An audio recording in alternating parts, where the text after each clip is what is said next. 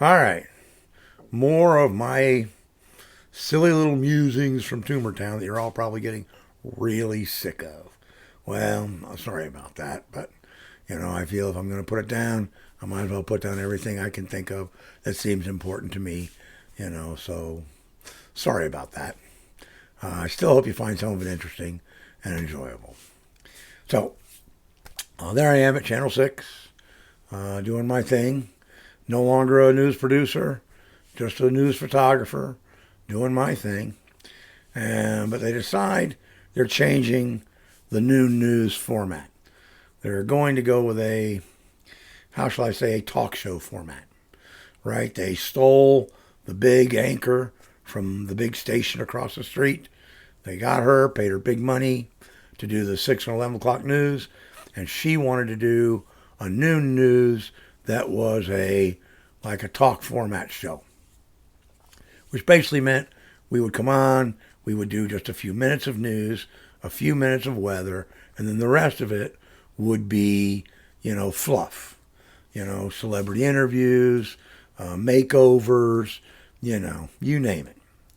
And so they needed somebody who could generate all of the video for them, because if you're going to go and do, little fashion show stuff, you need somebody who can go out and shoot the stuff, edit it together for the B-roll so they have it when they're interviewing the little fashion lady and all this sort of stuff. Go and talk to Mabel about how she makes her cookies, all that sort of stuff. And they wanted the weather person to go live every day. So I'd have to do a live shot every day with that person. So they came to me because I was the most gung ho, self motivated guy in the building. So the head of the news department, the news director, came to me and said, "Here's the deal. You take this gig, you get a car that you take home at night, you drive all the time, and it's got a nice studio shoot kit in it. So you got a lighting kit, audio kit, nicer camera." Oh, okay. And you control your own schedule. I just never want to see overtime, right? If you do 12 hours one day and you need to take 4 back the next, you figure that out. I don't ever want to hear about it. I said, absolutely fine, not a problem. Right? So that's what I started doing. And that was a perfect job for me. Absolutely perfect. You know, I mean, I went out with the weather guy and we did a little feature every week for the news called Florida on a Tank Full, where you could go. And some of them we did straight up. Some we did kind of David Letterman, tongue in cheek, kind of goofballish, And we did a weekly, what's going on in town, like movie reviews, what's at the theater, blah blah blah, sort of piece. We did that once a week, and I would do all of the B-roll that they needed for all of these makeovers and fashion pieces, and teaching the kids taekwondo, whatever it was. I had it all covered, got it shot, got it edited, got it done. And we still did a couple of pieces for the 6 and 11 o'clock news every week, which was this weekend, this weekend, something or other, like what to do this weekend, something like that. So I mean, it was a plate full of stuff, but we did it easy peasy. I worked great with the two anchors, and we just did it, and that was super. And part of that was, going out and doing interviews with the celebrities that were working on TV shows out of Disney, because Disney was doing a lot of kids' TV show production out there at their facility, so that was a lot of fun. We came up with a great little system, me and the weather guy, on how to do that perfectly. I had a little audio recorder, so I would shoot, over his shoulder the celebrity and record the interview. So then the celebrity would leave. Then I would give him the microphone, turn my camera around, and he could listen and he could see, oh, I'm chuckling. And then I say the line like this. So he could repeat his questions, do his things, do his reactions. So it intercut really nice, almost like a 2-camera shoot. Worked out really nice. And it was a system we used all the time. And it just worked out really well, I thought. So we're doing all of that, and in the process, I end up doing I think it was the 30th year anniversary of the Daytona 500. It was either the 25th or the 30th, something like that. And of course, it was on a different network, so we weren't supposed to carry the race. We could do live cut-ins, right? But we had our little, TV special before it, talking about it, that I worked with the sports department to produce, and edit and do whatever, which was great. And when the time came, I'm in the control room, and I'm going to my guy to do a live cut-in, and we've got I don't know, there were 5 laps left, something like that, and it was nip and tuck. I mean, it was really a race, and he's doing his little recap, his cut-in and whatever, and I just said to hell with it.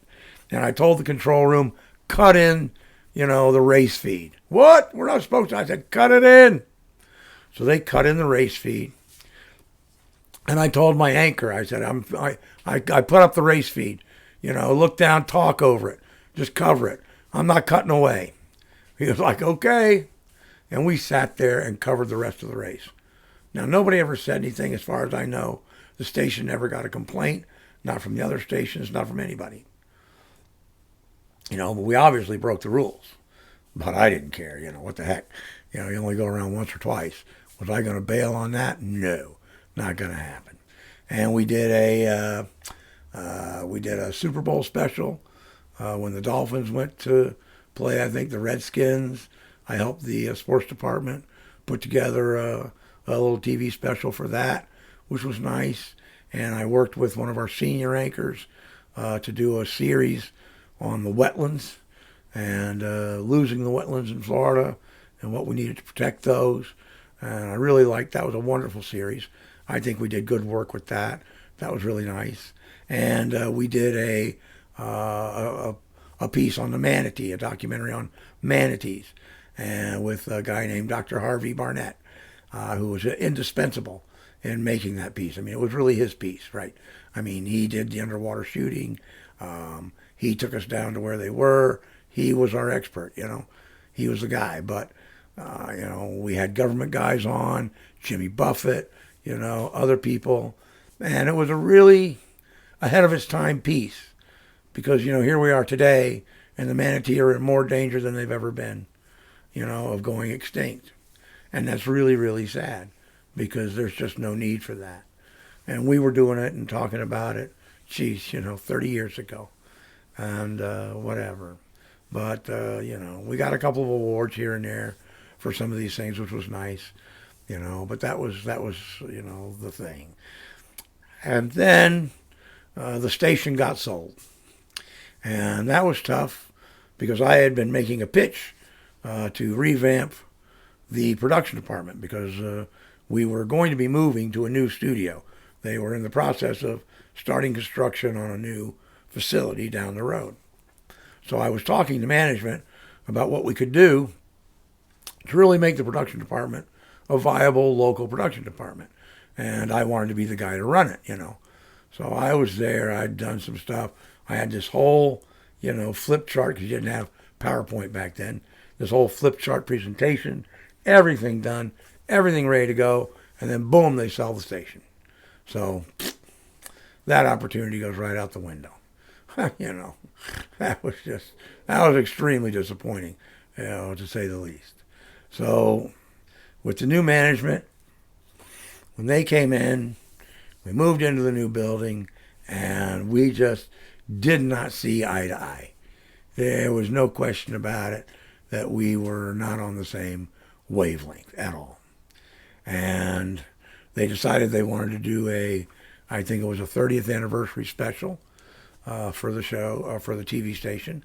And I had already known about this, and I had already been working on, an actual production outline that would have been like a PBS documentary on it, Really nice, really clean, full of good information, detailed timelines, really go through.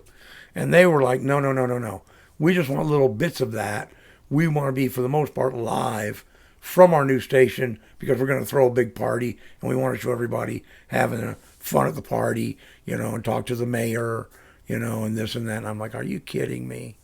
You're going to turn this into schmaltz when you could really take advantage of leveraging what this station has meant to this community over the last 30 years, And we went head to head. I mean, I went head to head with them all the way. I called meetings. I called all sorts of stuff. And, behind the scenes, all the department heads were like, I'm with you. You're right. You're exactly right. This is the way it should be done. When you got to the meeting, none of them backed you up. Not a one. I was hung to dry. So, I quickly realized, okay, that's it.